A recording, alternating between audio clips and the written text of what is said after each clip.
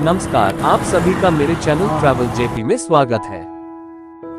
पुरी के इस मंदिर में भगवान जगन्नाथ, उनके भाई बालभद्र और बहन सुभद्रा की काठ की मूर्तियां हैं। लकड़ी की मूर्तियों वाला ये देश का अनोखा मंदिर है। मंदिर से जुड़ी एक मान्यता है कि जब भगवान कृष्ण ने अपनी देह का त्याग किया और उनका अंतिम संस्कार किया गया, तो शरीर के एक हिस्से को छोड़कर उनकी पूरी देह पंचतत्व में विलीन हो गई।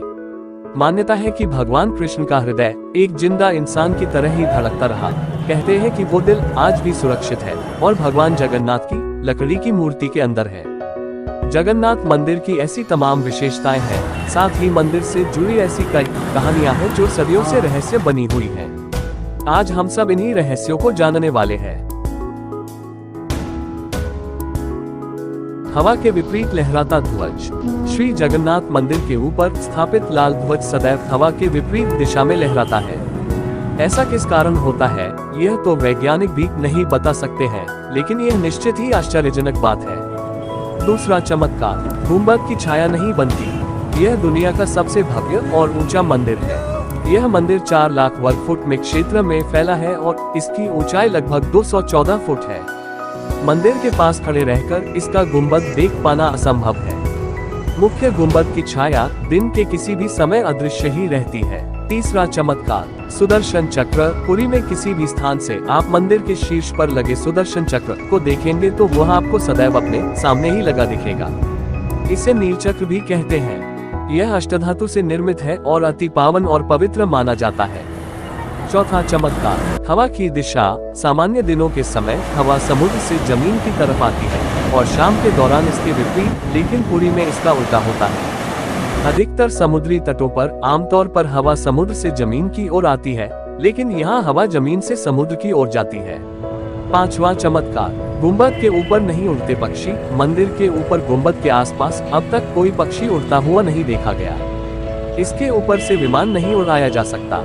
मंदिर के शिखर के पास पक्षी उड़ते नजर नहीं आते, जबकि देखा गया है कि भारत के अधिकतर मंदिरों के गुंबदों पर पक्षी बैठ जाते हैं या आसपास उड़ते हुए नजर आते हैं। छठा चमत्कार, दुनिया का सबसे बड़ा रसोई घर। 500 रसोई 300 सहयोगियों के साथ बनाते हैं भगवान जगन्नाथ जी का प्रसाद। लगभग 20 लाख भक्त कर सकते हैं यहाँ भोजन। कहा जाता है कि मंदिर में प्रसाद कुछ हजार लोगों के लिए ही क्यों न बनाया गया हो, लेकिन इससे लाखों लोगों का पेट भर सकता है। मंदिर के अंदर पकाने के लिए भोजन की मात्रा पूरे वर्ष के लिए रहती है। प्रसाद की एक भी मात्रा कभी भी व्यर्थ नहीं जाती। मंदिर की रसोई में प्रसाद पकाने के लिए 7 बर्तन एक दूसरे पर रखे जाते हैं और सब कुछ लकड़ी पर ही पकाया जाता है। इस प्रक्रिया में शीर्ष बर्तन में सामग्री पहले पकती है, फिर क्रमशः नीचे की तरफ एक के बाद एक पकती जाती है, अर्थात सबसे ऊपर रखे बर्तन का खाना पहले पक जाता है।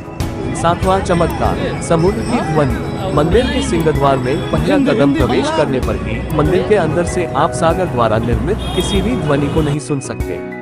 आप मंदिर के बाहर से एक ही कदम को पार करें तब आप इसे सुन सकते हैं। इसे शाम को स्पष्ट रूप से अनुभव किया जा सकता है।